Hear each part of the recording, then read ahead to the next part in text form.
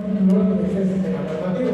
Fundamental, nivel legal y nivel base. Tenían su derivado de nombre, por supuesto, pero aquí lo vamos a entender bajo esta figura nominativa en sí. Nivel fundamental, Constitución, ¿sí? Y los tratados de derechos humanos. Nivel legal, leyes nacionales, locales y tratados que no tengan que ver con derechos humanos. Y nivel base son las sentencias, normas, contratos, testamentos, etc. Ahí es donde va a derivar nuestro análisis, porque nosotros queremos llevar o el ejercicio de abogado que se hace dentro de los órganos jurisdiccionales y los abogados que acuden hasta esa instancia es tratar de equiparar un nivel base con un nivel fundamental. Ustedes lo conocen. ¿Qué significa eso? Bueno, es la inconstitucionalidad, ¿sí? Artículo 117 de la ley de amparo y exhibición personal, ¿sí? 117 nos define que es la inconstitucionalidad. Ahí nosotros vamos a condicionar lo que es un nivel base o un nivel fundamental. Todos los demás sistemas de impugnación que nosotros vamos a crear van a ser a nivel legal. ¿Por qué nos lleva hasta este punto a lo que es derecho procesal? Porque esto nos va a dar una idea que es la construcción del silogismo. El silogismo nace a partir de la inconformidad que va a tener una persona con lo que dictó una autoridad. Palabras más, palabras menos, eso es. Es una inconformidad que tiene una persona ante la autoridad. ¿Sí? Porque yo puedo tener los hechos, puedo tener los elementos, o sea, las pruebas para crear, pero la autoridad es la que va a dictaminar la norma en la que se va a encuadrar. Entonces, ¿quién va a tener la razón? Es por ello que acudimos ante el órgano administrativo superior o ante los órganos jurisdiccionales para que nos establezca el método o quién tiene la razón. ¿Sí? Eso es simplemente, si lo queremos ver palabra más, palabra menos, la idea del silogismo jurídico. Ese sistema de estar totalmente conformes con lo que al final nos lleva. Si nosotros en este caso vamos conduciendo nuestro vehículo y nos hace nuestras dichosas pretendes, digamos así, aparece en el entrada y nos dice, bueno señor, adelante, venga, hagamos una revisión. Miren nuestra placa y nuestra placa no tiene algún tipo de multas. Entonces, ¿qué es lo que ocurre? Una segunda revisión, que en este caso es todos los elementos accesorios que dice la ley de tránsito que debe tener, la ley de reglamento, que debe tener, que todo vehículo tiene que tener llanta, triángulo, extintor y demás elementos, cable de corriente. Obviamente, al momento que no tengamos estos elementos, vamos a ser acreedores de una multa. ¿Sí? ¿Por qué? Porque lo establece la norma. Pero cuando ustedes están inconformes y no quieren pagar esa multa, porque precisamente lo que tenían era el triángulo, pero el triángulo estaba quebrado por algún momento y lo multaron por eso, ustedes están inconformes. Ustedes acuden ante el juzgado municipal para entender esta circunstancia de inconformidad. Ahí ustedes están creando un silogismo, ¿sí? Un silogismo fáctico se denomina teóricamente. ¿Por qué? Porque ustedes, sin el conocimiento, pues me están diciendo esto contraría a lo que yo tengo, a lo que yo presenté, a mis pruebas fehacientes. Entonces yo voy ante la autoridad a decirle, mire señor, yo sí tenía toda la información, yo sí tenía todo el equipo. Lo tenía quebrado, sí, pero ahí estaba. ¿Dónde estaba quebrado? Solo una puntita donde se agarra el caño, donde se hace clic. Esa parte no estaba debidamente bien. Allí está su sistema de impugnación. Entonces es el juzgado de asuntos municipales los que en este caso van a dictaminar precisamente si les favorece el derecho a la comuna o bien hacia el contribuyente, en este caso es el vecino. Entonces allí ustedes están creando un silogismo fáctico, un hecho, una norma, una conclusión. Nada más que entender respecto al silogismo de la manera más simple. Por eso es de que traemos a nivel fundamental, a nivel básico. Porque si nosotros lo que queremos condicionar elementos prácticos, elementos que se ven, que son tangibles, y los queremos condicionar directamente con una norma fundamental, tenemos que utilizar la legislación correspondiente. Si nosotros queremos condicionar un hecho como un nivel fundamental, ¿cuál es la normativa aplicable en este caso a lo que nosotros queremos acudir? Pues obviamente sería la ley de amparo, porque ya sea por medio del amparo, la exhibición personal o la inconstitucionalidad, ya sea en caso concreto o inconstitucionalidad. ¿Ya vieron? O sea, no es complicado el derecho, solo tenemos que saber utilizarlo. ¿Sí? Recientemente ocurrió en el condominio, como se hacía referencia antes, la asamblea de accionistas, porque estamos constituidos como sociedad anónima. Y es un dolor de cabeza, ¿sí? ¿Por qué? Porque precisamente ahí está la inconformidad palpable de las personas. Obviamente hay muchas personas que tienen un nivel económico superior, unos que tenemos un nivel económico medio, y los que tienen un nivel económico no tan medio, ¿sí? Entonces, los que tienen el nivel económico superior se queden con igual derecho, o más bien con mayor derecho a los que tenemos un nivel medio o bajo. Entonces, allí es donde ocurre este tipo de silogismos de hecho. ¿Por qué? Están las acciones que deben llevar y que están llevando estos socios que tienen mayor poder adquisitivo, pero tenemos una legislación. Dígase que tenemos el reglamento de copropiedad, tenemos la escritura constitutiva y todo lo que nos dice el Código de Comercio. Pero a estas personas les viene importante el carácter. ¿Por qué? Porque ellas quieren que se tomen las decisiones tal y como están haciendo. Si ustedes son de esos vecinos que alegan directamente sin un fundamento de derecho, pues créanme que tienen que sustentar ese tipo de derechos. No solamente con el hecho de yo estudio derecho, porque yo soy abogado, me creo con mayor nivel intelectivo y de interpretación normativa. ¿Qué es lo que ocurre con estas personas? Hay varios abogados, sí, y yo como parte de la junta directiva, pues obviamente estoy teniendo la defensa respecto a ellos. Y me los he topado, por supuesto. Les he puesto frenos, por supuesto. ¿Por qué? Porque tienen que ampararse bajo el reglamento de copropiedad, bajo la escritura constitutiva y el Código de Comercio, para llegar a una conclusión. Si lo mismo falta. Y ustedes lo van construyendo directamente día a día. Entonces aquí nos topamos en un nivel que no está aquí, pero podemos poner las acciones que está llevando a cabo las personas que están dentro de la junta, dentro del condominio y que están conformes con el nivel básico. ¿Por qué? Porque tenemos normas, tenemos un contrato a través del cual nosotros vamos a condicionar y llegar a conclusiones. Entonces, ¿qué significa? Chocar, por supuesto. Chocar constantemente con las ideas. Y es algo natural en nuestra carrera. Chocar precisamente con las ideas contrarias y enderezarlas.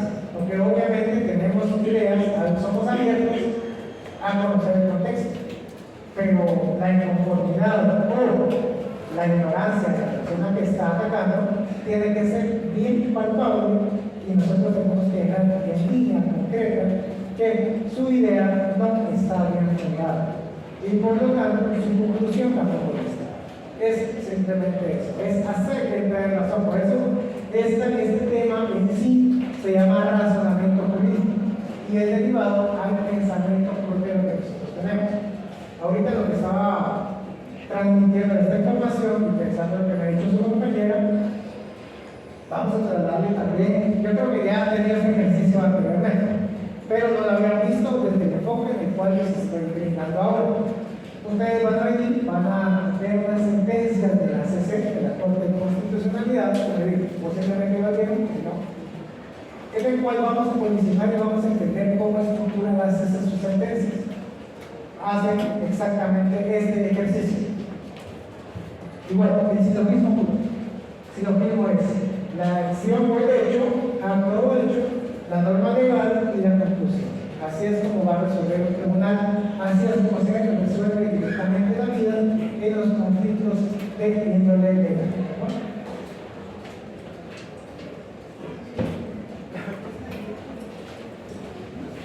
vamos a entender directamente estas láminas, como les decía, vamos a entenderla dentro de la plataforma acostumbrada. Porque, ¿cómo vamos a entender esta diferencia entre lo que es un tipo de validez, de eficacia y legitimidad normativa? Todo esto, ¿para qué nos va a servir? Pues precisamente para entender lo que se está aplicando. Porque nosotros podemos hacer un análisis o un silogismo abstracto o un silogismo sin ese estudio tan necesario.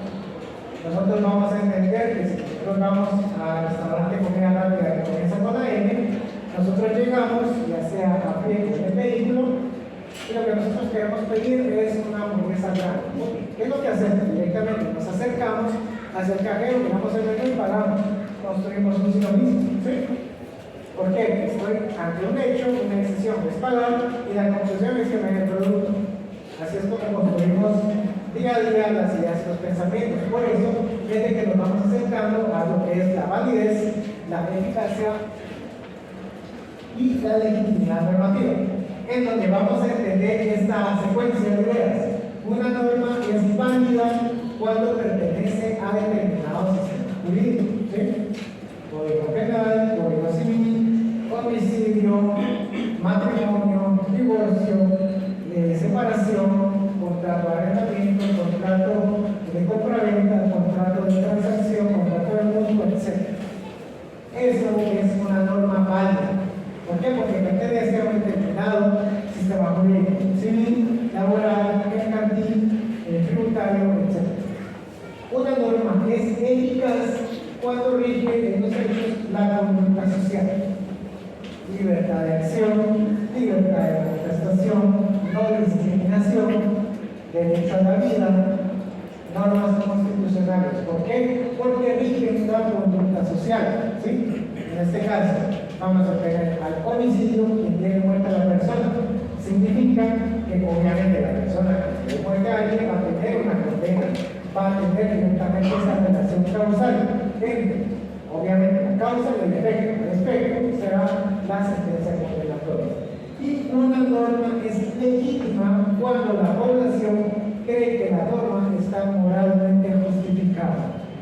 La modificación, o en este caso la propuesta de reforma para la reducción de la estabilidad. Puede existir, puede ser esto, una norma a nivel legítimo, posiblemente. Porque obviamente muchos vamos a estar apegados a esa idea y muchos no vamos a estar apegados a esa idea. Pero posiblemente algo que es legítimo en este caso es de que exista una legislación en la cual se proteja a todos los niños de una educación sexual. O sea, que no se prohíba, o sea, que se prohíba o que no se lleve a cabo la educación sexual dentro del área educativa. Pueden estar unos a favor, pueden estar unos en contra. Pues obviamente es una norma legítima. La norma legítima es el hecho que todos nos dimos cuenta lo que ocurrió el año pasado, 20 de agosto, para ser más exacto, al momento que se llevó a cabo lo que fueron las elecciones generales de segunda vuelta, ¿sí? Obviamente nosotros participamos o no dentro del sistema político en sí, teniendo un derecho, por lo tanto nosotros tenemos esa legitimidad de acción. ¿Por qué? Porque nosotros lo estamos viendo de una manera factiblemente bien, que está moralmente justificada. Es ahí donde vamos a entender la validez, la eficacia y la legitimidad. Vamos a construir un silogismo bajo estas ideas, por supuesto. Una norma puede ser válida, en este caso dentro de un sistema jurídico, bajo esta misma construcción. Si dos menores de edad pretenden casarse o contraer matrimonio, nosotros ya de por sí vamos a entender que existe algún tipo de legislación en el ámbito civil que va a regular el matrimonio entre menores de edad. Y obviamente ustedes lo conocen, ustedes lo saben, sí. Entonces la van a encuadrar dentro de un sistema válido normativamente jurídico. Un silogismo desde el elemento holista eficaz significaría precisamente que el accidente de tránsito que ocurrió hoy en la mañana allá en zona 18, en la cual existió esta tacuacina que tiró vehículos, se accidentaron dos automotores grandes y una tacuacina tiró o se salió, más bien dicho, el vehículo de reciente modelo o modelo nuevo. ¿Qué es lo que ocurre? Una circunstancia a través de la cual se da y se va a regular una conducta social. Primero, el tránsito, precisamente cuatro elementos en sí. Segundo, va a ser desde el punto de vista civil y mercantil, porque obviamente intervinieron lo que son los seguros de los respectivos vehículos. La ley, todo tiene relación con el derecho, todo. Entonces es ahí donde nosotros tenemos que ver precisamente la línea de pensamiento o cómo vamos a construir esto. No desde la ignorancia que tuvimos que haber dejado de tener esto, sino empezar a construir jurídicamente el pensamiento. Pero la forma tiene que tener las tres características, debe ser válida, eficaz y legítima, o puede ser Las constitucionales. Una norma constitucional tendría que tener este conglomerado de leyes, ¿sí? Tendría que ser tripartita. Ya vieron el sistema tripartita en todo lo que es el ámbito laboral. Entonces tendría que tener estos tres elementos así. Una norma constitucional, si lo queremos ver, el artículo 2 de la Constitución, o el artículo 44 y 46. Pero para muchos, el artículo 106 del Código del Trabajo no cumple con la norma válida que sea eficaz y legítima. ¿Por qué? Pues obviamente para los patronos es algo que sobrepasa los derechos, entonces por lo tanto lo miran como algo superior hacia la entidad patronal. En cambio, los trabajadores obviamente lo miramos como una circunstancia todavía corta a nivel de lo que ocurre actualmente en la dinámica laboral. ¿Sí? Entonces, en teoría, tendría que existir este tipo de ser válida, eficaz y legítima dentro del marco constitucional. Obviamente los tratados internacionales de derechos humanos, aprobados por el artículo 46 de la Constitución, nos hace esa relación. El protocolo de Pacto de San José es el referente máximo. El protocolo de derechos civiles, económicos y políticos es otro referente máximo. Todos los tratados y convenios de la OIT, que me imagino ya los van conociendo y cómo se van relacionando el 98 y el 89 con lo que nos dice el salario, con lo que se tiene que entender toda la relación dinámica laboral que existe. Entonces, allí es donde cumple esa normativa propia, muchos nosotros vamos a querer entender y reforzar. Gracias. También sumaría lo que me estaba diciendo mi compañero, que existen sentencias que guardan la relación propia en cuanto a la validez, eficacia y legitimidad. Sí, por supuesto. Existen sentencias emitidas por órganos jurisdiccionales que pueden tener este tipo de semblanza. Ya están analizadas propiamente dicho. Ustedes creo que se lo ven es un ejercicio para que ustedes lo tengan. ¿Por qué? Porque regularmente lo tienen o no lo tendrán, no sé. Ya tienen la sentencia de la minera San Rafael emitida por la Corte de Constitucionalidad. ¿Sí? ¿No? Muy bien. Es una pequeña sentencia, se le llama a nivel veterinario una sentencia estructurada que solamente tiene 545 páginas. Es fácil de entender, ¿sí? ¿Por qué? Porque si leen, es eso, el derecho, la lectura médica. Y vamos a entender que existe algún tipo de validez, por supuesto. Existe algún tipo de eficacia, por supuesto. Y de legitimidad, por supuesto, porque hace acopio directamente a la consulta popular, o más bien dicho, a la consulta comunitaria que manda el convenio 169 de la OIT. Tan mencionados, tan conocidos por ustedes, por supuesto, la consulta a los pueblos originarios e indígenas, dentro de las comunidades a través de las cuales se lleva a cabo este proceso de construcción de minería, es donde se hace relación propia, directa y concreta de lo que vamos entendiendo precisamente hacia la construcción, si lo queremos ver así, en masa gigante respecto a lo que es un silogismo derivado de la inconformidad de los pobladores en contra de la aprobación del Ministerio de Ambiente y Recursos Naturales para la extracción del Ministerio de Energía y Minas, en cuanto a la explotación y extracción de minerales directamente relacionados a su territorio. Es precisamente eso.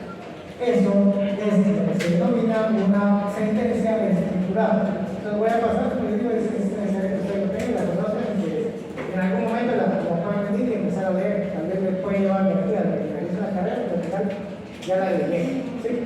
Es para que ustedes lo tengan presente y que existe ese conglomerado de sentencias. Muy bien. No es lo mismo decir que un texto normativo es igual a una norma jurídica. ¿Por qué? Porque vamos a existir o va a tener una correlación en lo que es la letra muerta y la aplicación misma del derecho. Y cómo la actuamos a través de la construcción de fenómenos y cómo los encuadramos directamente. El texto normativo es un artículo, una ley o un reglamento, no es la norma a través de la cual estamos viendo. La norma se integra desde la composición entre un supuesto, hecho y una consecuencia legal. Es lo mismo.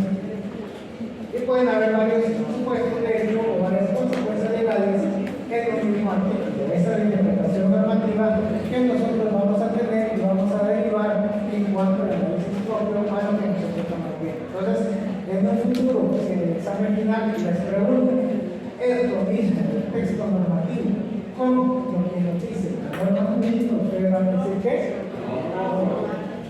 Y entonces lo voy a poner, explique.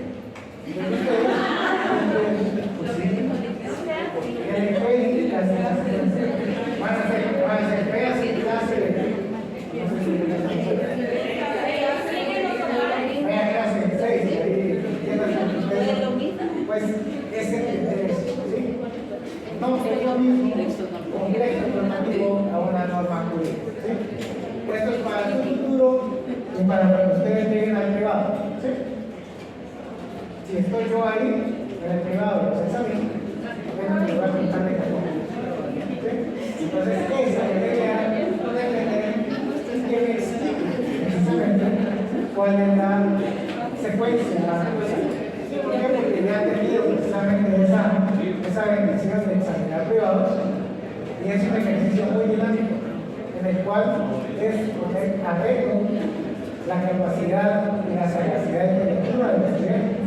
¿Sí? De tener en secuencia y ese análisis propio. Tengo otra duda con respecto a lo de las normas, como habíamos dicho que las constitucionales tienen las tres. Cuando se hizo la reforma, por ejemplo, en el ejemplo de los ministerios públicos, me imagino que iba en contra del artículo constitucional de esa reforma, o sea, porque la Constitución regula el tiempo y quién puede quitar la libertad fiscal. Y entonces ellos hicieron una reforma que era solo eficaz y legítima, pero no válida. Entonces,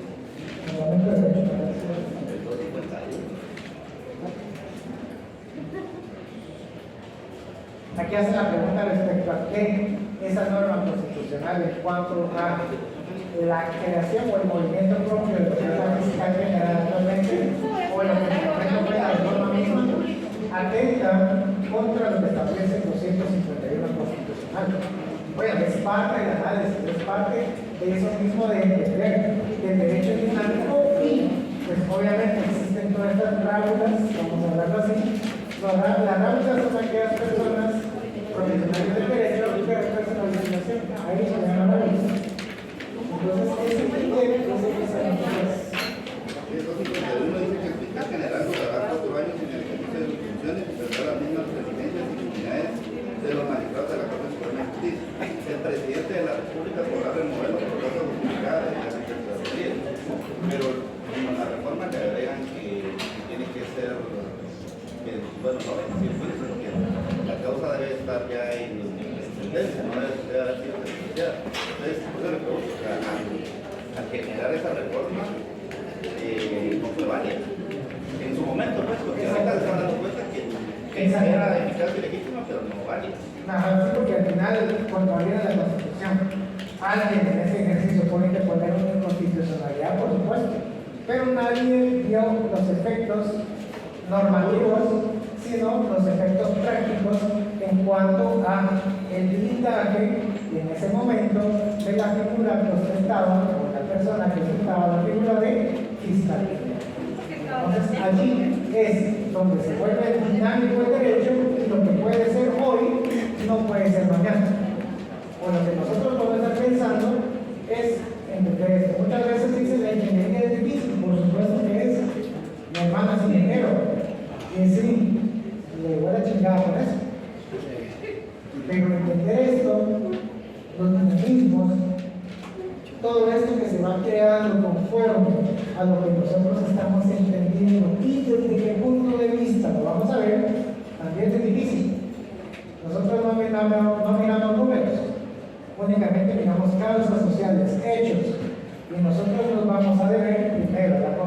aplicación, segundo, a la legislación y tercero, a la normativa establecida jurisprudencialmente. Lo que quiera mi cliente, pues que bueno, lo va a hacer, pero yo estoy en el derecho y en la obligación de decirle, mire, lo que usted quiere está totalmente fuera de la ley. O no se puede.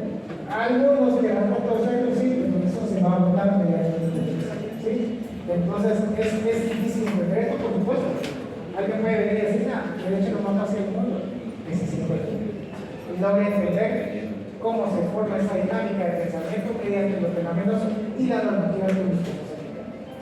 La verdad me encantaría entender, por ejemplo, lo que dice el primer párrafo de la segunda, Pero dice, el texto normativo típico es un artículo de una ley o reglamento. O sea, es lo que contiene, no es la norma. Así es. Veamos, agarre ahora el artículo 621 del Código Procesal Civil Mercantil. Agarre, sin contexto, sin fenómeno, sin idea propia. Solamente agarremos lo que dice el 621, numeral 1 del Código Procesal Civil Mercantil. Motivos de fondo de la casación. Puede ser por interpretación errónea, violación de ley y aplicación de ley. Muy bien, la tenemos muerta ahí. ¿Para qué nos va a servir ahorita? Para nada. ¿Sí? Porque es precisamente una norma que no está siendo sujeta a análisis, sino que nosotros la vamos a dinamizar o la vamos a activar cuando precisamente vamos a entender el contexto del hecho. Muy bien. La sala, se les voy a retratar al ejemplo que les di anteriormente. Artículo 16 de la ley del IVA del año 2000. Pero la sala está aplicando el artículo 16 de la ley del IVA, reforma 2012. Entonces ahí es una. Para activar este 621, numeral 1, vamos a activarlo de esta manera. Y es donde se vuelve, deja de ser un texto normativo y se convierte en una norma jurídica. Cuando vamos a decir, bueno, señores de la casación, Cámara Civil, la sala aplicó indebidamente el artículo 16, la reforma 2012, e inaplicó el 16 del año 2000. Allí es donde nace. ¿Sí?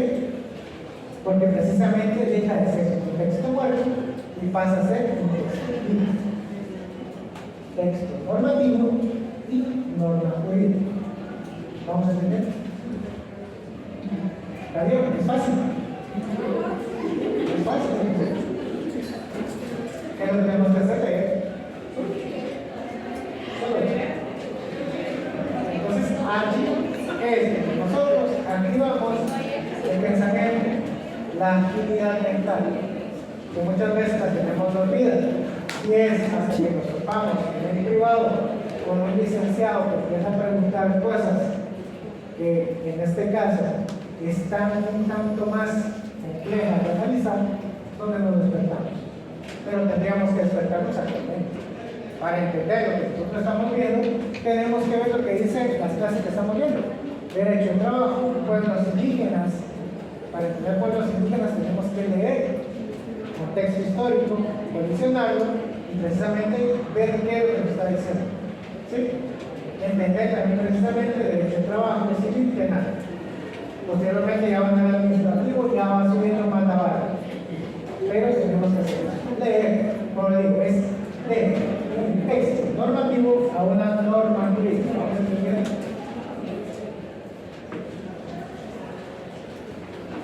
Muy bien, ahora sí aterrizamos en qué situación jurídica.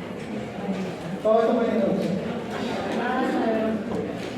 O sea, como les digo, no es difícil. Esto no es difícil. Es entender. Es esa dinámica de derecho. En la aplicación del derecho puede ser siempre considerada y explicada lógicamente a través de un silogismo, en el que la norma es la premisa mayor, el hecho es la premisa menor y obviamente se va a pegar o la deducción será la conclusión. muchos autores dicen, no hacen este sistema, la premisa menor, bueno, la premisa mayor viene siendo el hecho, la premisa menor viene siendo la norma, y la conclusión siempre será el análisis crítico, el análisis lógico. Pero para efectos de estudio lo vamos a entender bajo esta dinámica, ¿sí? Ahí sí que la idea es que ustedes se entiendan, ¿sí? De que va a haber un hecho, una norma y la conclusión, ¿sí? El orden de factores, así es.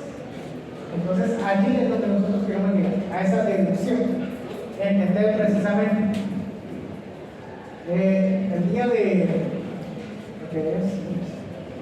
El sábado me estuvieron platicando de un caso de índole laboral. Mi corazón es laboralista.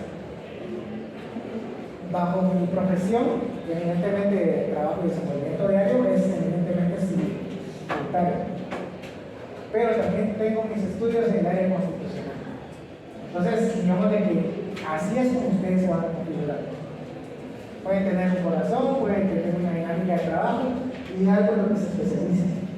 Si es en esa misma línea, ustedes serán unos complementarios de éxito, ¿sí?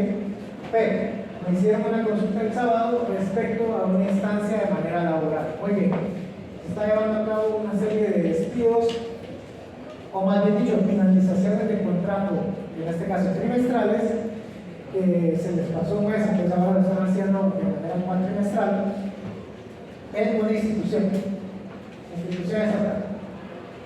Obviamente la persona estaba totalmente afectada por el hecho de haber cortado esa relación. 5 años de estar en el mismo lugar, lo único que tenía era el contrato anualmente. Después de que era anualmente, pasaron a ser semestral. Después de ser semestral, se empezaron a hacer de manera trimestral. Entonces, esta persona entendía que cada año, al renovar su contrato, dejaba en vilo o dejaba todo lo anterior. Y nosotros vamos a entender que existió ahí una relación de trabajo. ¿Sí? ¿Por qué? Porque existe esa consecutividad. Que se ha dicho que caridad y en el alma. ¿Sí? ¿Qué se ha dicho? Los elementos del trabajo. ¿Sí? Que va estructurado y que se va creando bajo esa secuencia de contratación, bajo ese reconocimiento propio de lo que es el ámbito laboral. Es ahí la construcción de un silogismo bajo el hecho de la contratación, que ustedes dijeran, miren, me dejaron de contratar, pero mi contrato era 2023, no el año 2023, de enero a diciembre de 2023. Ya ahora este año, 2024, no me renovaron el contrato. ¿Ustedes creerían prudente decir que esto era una relación de trabajo? ¿Es una respuesta? ¿Creen eso? Tienen que entender más el derecho de trabajo entonces. Para un periodo específico, exacto, pero es una contratación de índole civil. Para que se dé la relación de trabajo, precisamente, vamos a configurar los hechos establecidos. Ustedes los conocen mejor que yo, ¿sí? Esa secuencia. Pero al momento que nosotros estamos firmando un contrato, nosotros tenemos esa fianza que tenemos que pagar el Estado mismo para que seamos a la institución bancaria, más bien dicha, para que nosotros seamos depositarios de una obligación contractual, es eminentemente civil, es eminentemente mercantil. ¿Por qué? Porque obviamente estamos ante una relación, obviamente, que nosotros vamos a dar y vamos a configurar ese hecho mismo, pero nosotros tenemos un lapso de tiempo para realizar una determinada labor profesional.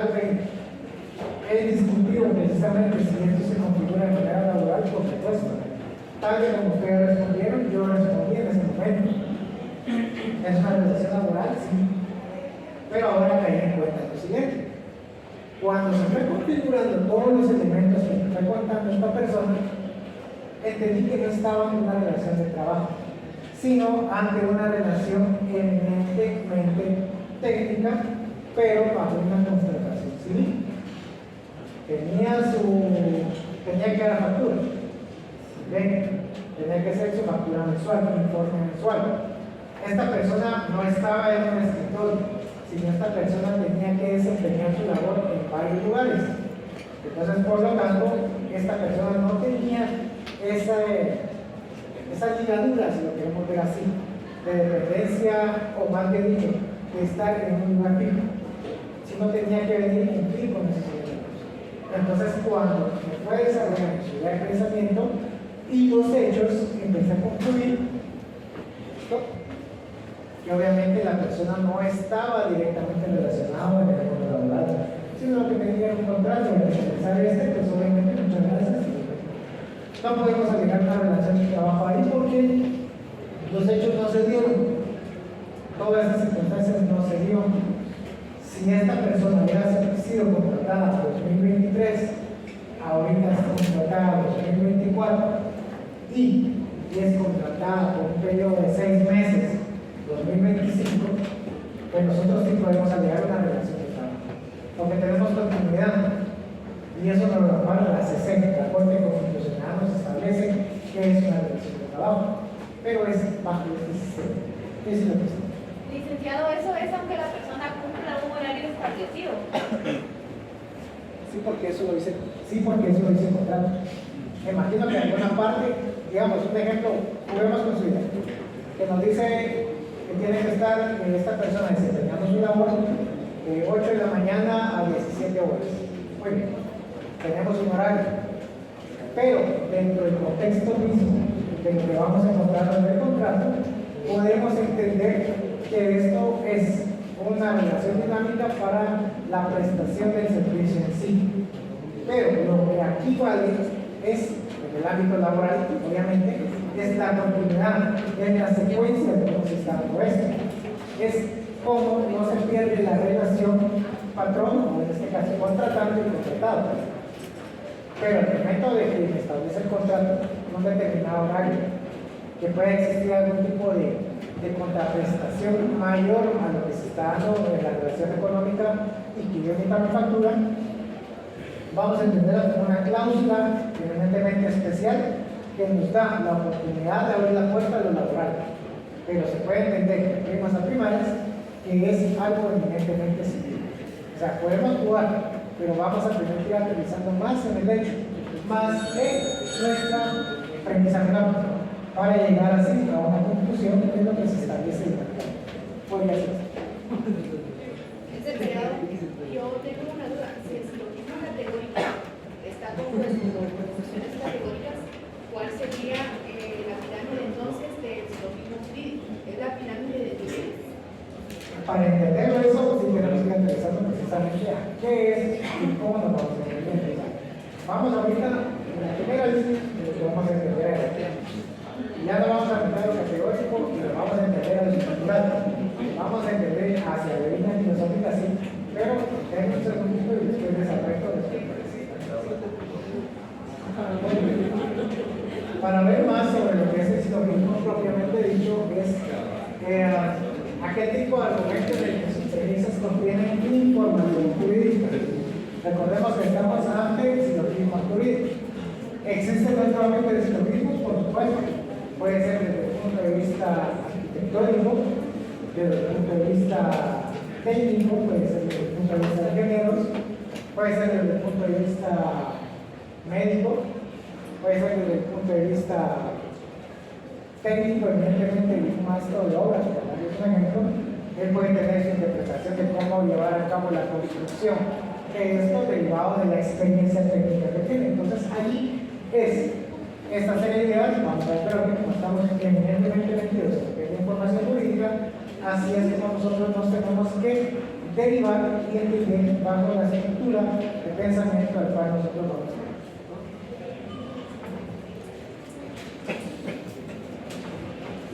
Ya comenzamos con lo que es los modos de pensar. Vamos a verlo de esta manera.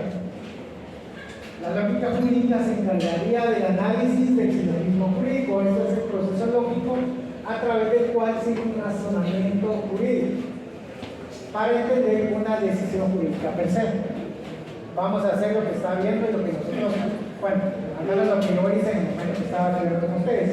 Nos llevaron allá al S7 a jugar literalmente ser una parte acusador, una parte de defensa y una parte de juez. Así es como se entendió ese juego, el derecho procesal penal, cuando yo le doy su idea. Que por cierto, por aquí está rotando el catedrático que me dio esa cátedra a mí, y entender lo que era construir las tres ideas de pensamiento. Como no definición, nosotros vamos a tener que construir precisamente la idea a cómo llevar a cabo, obviamente, desde el punto de vista y entender lo que pretende el individuo. Acusación, construir mentalmente cómo vamos a ir derivando y cómo nos vamos a ir impulsando mediante pruebas a lo que dice el juez, a lo que va a razonar el juez. Y en este caso, el juez, pues obviamente a tomar la mejor decisión basada en pruebas. Hay algo que existe dentro de lo que es el pensamiento lógico, o más bien dentro del análisis, que es la sana crítica razonada. ¿Alguien ha conocido sobre eso, la sana crítica razonada? Muy bien, esto es un presupuesto procesal en el que el juez tiene su sana crítica razonada a través de la lógica, la experiencia y el dinamismo o la psicología. Entonces vamos a ver, el primer principio va a ser la lógica, después vamos a descartar la experiencia y después en este caso vamos a descartar la psicología.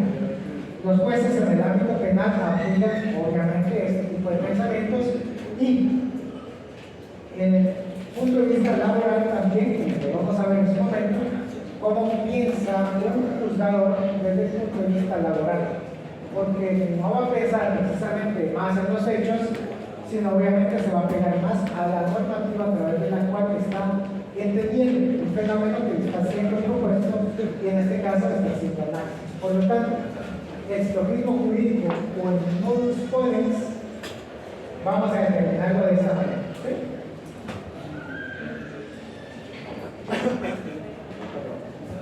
La premisa mayor es P va a Q, la premisa menor es P y la conclusión viene siendo P. Vamos a utilizar un método de escala, ¿sí? Recordarán que en su momento nosotros vimos lo que fue la factorización y todo ese proceso matemático de pensamiento para llegar a una conclusión propia, que es lo que nosotros vamos y entendemos precisamente para ver cómo construimos precisamente la idea de pensamiento. Y vamos a ver así. Registro mayor, tengo P. La conclusión va a ser el descarte a través del cual nosotros vamos a crear aquí con Q y aquí se esperaría que esto sería la menor conclusión. Según lo que vimos anteriormente es que la premisa mayor será la norma, la premisa menor será el hecho y por lo tanto la conclusión. ¿Qué es lo que estamos llevando a cabo? Si el hecho conduce una norma, nosotros tenemos que concluir directamente la norma. ¿Sí? Así es como se tiene que entender el pensamiento o el raciocinio bajo el punto de vista dinámico o bajo el punto de vista del silogismo jurídico. Sí, entendamos esta parte. ¿Sí? P y Q, las ideas de pensamiento básico que nosotros siempre vamos a tener, en el que nuestra conclusión siempre tiene que ser jurídica. Siempre tiene que tener apegado hacia no el texto normativo como que vimos, sino a la norma jurídica en sí. Así es como nosotros vamos a pensar directamente cómo vamos a analizar la idea que estamos siendo sujeto a análisis. Por favor.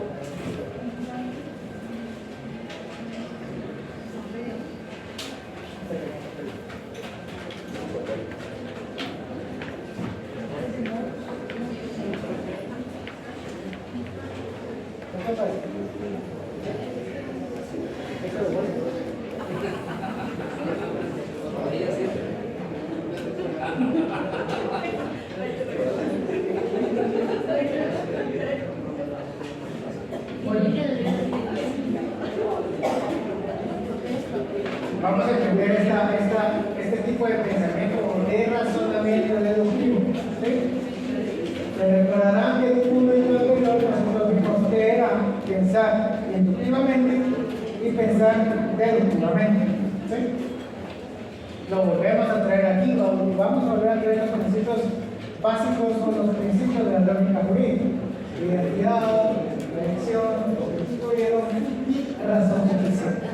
¿Por qué? Porque eso obviamente es básico. Y en este caso vamos a ver lo que el sistema formal del razonamiento que el silogismo es una subsunción.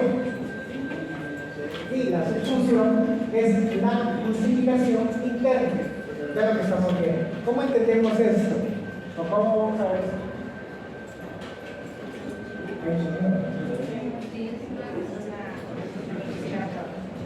Muy bien, en este caso vamos a entender la representación de un grupo bajo esta dinámica. El silogismo es una subsunción. ¿Alguien me puede decir qué es subsumir? Googleenlo.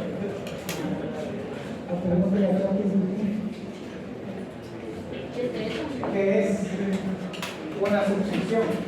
Operación lógica que consiste en determinar que un hecho jurídico reproduce la hipótesis contenida en una norma general. Explícame, no, ya.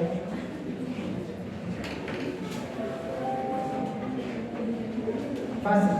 Sí, o sea, tiene que hacer la conexión de todos los elementos de lo que está sucediendo, creando, reproduciendo como un supuesto de lo que ocurre en la norma.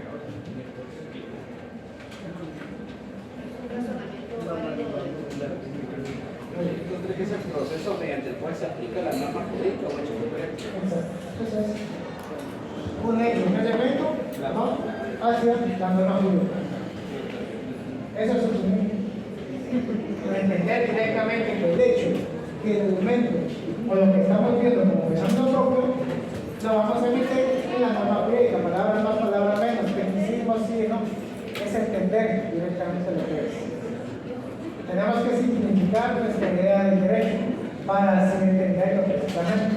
¿Y cómo lo vamos a simplificar? En el momento que nosotros veamos. Silogismo, subsunción. Entonces, por lo tanto, el silogismo va a ser igual a una subsunción, que va a significar que el hecho o el elemento lo vamos a introducir, meter, encuadrar bajo la norma jurídica que existe. Eso es un silogismo en sí. Por lo tanto, una subsunción, o sea, lo que nosotros estamos encuadrando en la norma jurídica, es una justificación interna. ¿Por qué? Porque ante ese argumento que nosotros estamos creando, debidamente establecido como premisa mayor, como premisa menor y como conclusión, esta conclusión será la justificación interna que está debidamente garantizada por una norma que está válidamente y objetivamente, materialmente estructurada bajo este problema que nosotros tenemos en sí.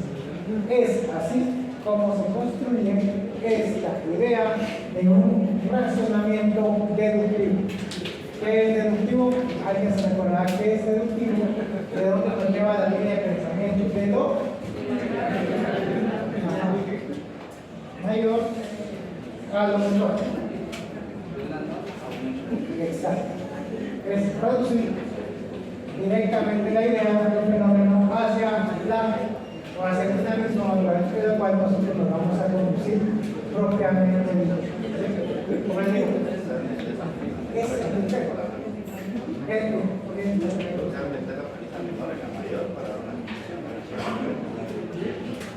¿Encuadrar un hecho en una norma?